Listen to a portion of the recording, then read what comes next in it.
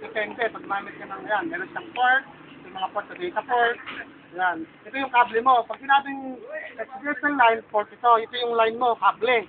Ito yung tumatakbo ko dahil yung physical line mo, papunta doon sa client mo, client side. Yan.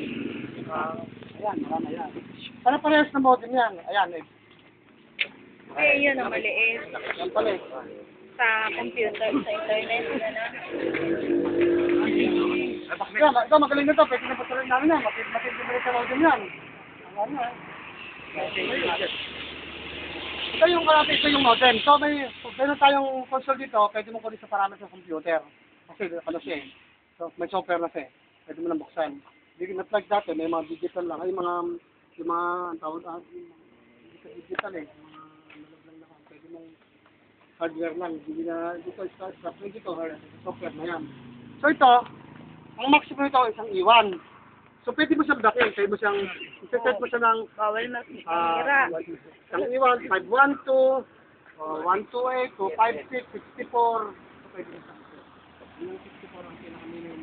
Bandwidth. Yung magagamit sa mga pwede rin iwan. Pwede mo rin siyang, halimbawa yung kliyente mo, pwede mo yung kliyente mo na diretso na sa kliyente pag iwan.